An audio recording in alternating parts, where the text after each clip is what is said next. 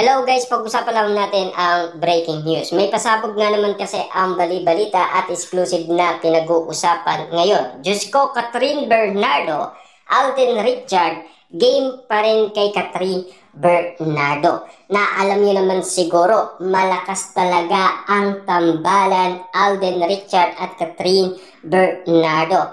Alam niyo naman siguro, meron talagang napatunayan ang Katden sa unang movie nila at sa ikalawang movie nila. Dahil alam niyo naman siguro, almost 5 years silang inintay ng mga netizens at mga sawsawerang kapitbahay. Lalo-lalo na kasi ang mga Delulu fans na Katden fans. Alam niyo naman siguro, hindi pa nila napapanood ang nasabing movie na Hello, Love Again. Inubos na kaagad nila ang nasabing ticket na movie ni Catherine Bernardo at Alden Richard. Ganyan kalakas umano sina Alden Richard at Catherine Bernardo. At hindi lang natin alam kung ganun pa rin ang mangyayari after nagkaroon ng issue sina Alden Richard at Catherine Bernardo. Ayon kasi sa balita, sunod-sunod ang parangal na dumarating sa kapuso actor na si Alden Richard. Last Sunday, August 24 ay sa 37 PMPC Star Award from TV naman nanalo ang kapuso actor.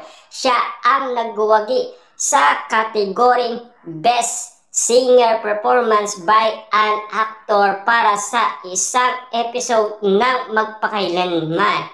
Ang kwento ay tungkol sa taong may mental health na nagampanan ni Alden Richard ng buong usay. Aniya sa kanyang acceptance ay dedicated this award sa may mental health problem. Na alam niyo naman siguro, si Alden Richard noon sobrang galing niya kasi. Lalong-lalo na kasi sa iba't ibang mga karakter na binigay sa kanya. Nagampanan niya naman ng maayos at hindi talaga nagkakaroon ng problema. Maliban na lamang kasi kung mahirap ang pinapagawa sa kanya tulad ni Direk Cathy, di ba? Ayon pa sa karagdagan ng balita, nung tanungin siya ng ilang press people kung bakit doon niya inalay ang troping natanggap. Aniya, for me to send the message for all the people dahil ang mental health po ay hindi biro na gawa-gawa lang ng mga taong nakaka-experience nito. Personally, ay biktima rin ako ng mental health issue and my mom as a bipolar, and I know what exactly how it's feel na may mga ganyang klase sa household. Ano ang ginagawa niya para mapaglabanan ang ganyan anxiety? I go in running pakli niya. Na alam niyo naman siguro, si Alden Richard ay tinamaan din naman kasi ng matinding anxiety. Alam niyo naman siguro yan, di ba? Si Alden Richard kasi ay umamin na muntikan niya ng iwanan ang pagiging artista. Mamuay na lamang kasama ang kanyang buong pamilya. Kaso nga lang kasi, buti na lang, bumalik si Alden Richard. At lalong-lalo na nagkaroon pa ng issue sa paliwanag umano ni Alden Richard dahil sa pag-amin niya na tukoy nila na parang iniwanan ni Alden Richard si Catherine Bernardo. Ayon pa sa karagdagan balita, saludo naman ang mga netizens sa magandang salita ni Alden Richard sa kanyang acceptance speech. Iba ang talino ni Alden Richard pag nagsalita, kaya maraming umanga sa kanya. Yan ang gusto ko kay Alden. Yung speech niya galing sa puso. All speech of your are senseful, more project fa. Cause a one great actor. actor. Congrats, Sir Alden. So, well-deserved kasi ang galing-galing ninyo po. Ang galing din ng speech mo.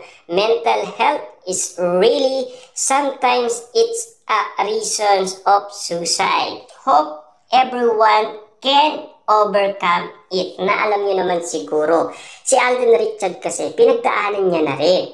Ayon kasi sa mga mang-uula, noong 2024, si Alden Richard ay matatamaan siya ng anxiety. Pero pag-amin pa ng isang mang-uula, in love daw si Alden Richard sa isang babae. At hindi lang natin alam bakit nga naman kasi binitawan ni Alden Richard si Catherine Bernardo. Na alam niyo naman siguro, last 2024, balitang nanliligaw umano si Alden Richard kay Catherine Bernardo. Ayon kasi kay Ogie Diaz. Siya kasi ang umamin sa atin. Lalong-lalo na, legit daw ang panliligaw umano ni Alden Richard kay Catherine Bernardo at porsigido daw ito sa panliligaw kay Catherine Bernardo. At least natulungan niyang bumangon muli si Catherine Bernardo sa pagkaka-move on. Ayon pa sa karagdagan ng balita, samantalang natanong din ang aktor kung willing pa rin ba siyang makapagtrabaho si Catherine Bernardo. Ang sagot niya, pag may opportunity po, well, see, tignan natin. Pero alam niyo naman siguro, si Alden Richard ay hindi niya na kaya pang sabihin ang mga bagay na tinatanong din sa kanya. Alam niyo naman siguro, hindi niya rin kasi masasagot yan. Depende na lang sa dalawang management kung magkakaroon pa ba ng project. Matatandaan ninyo, merong usap-usapan na project daw ng Kat din. Walang iba kundi ang Marimar. Na alam niyo naman siguro, nagtagal dahil sa naging usap-usapan dahil ang Mexicanong gumawa ng Marimar ay mahal daw ang singil niya. Kaya umayaw umano ang ABS-CBN at GMA Network. Siyempre alam niyo naman siguro, hindi sila nagkasundo. Kaso nga lang, pumayag din naman kasi ang Mexicano sa offer ng ABS-CBN at GMA.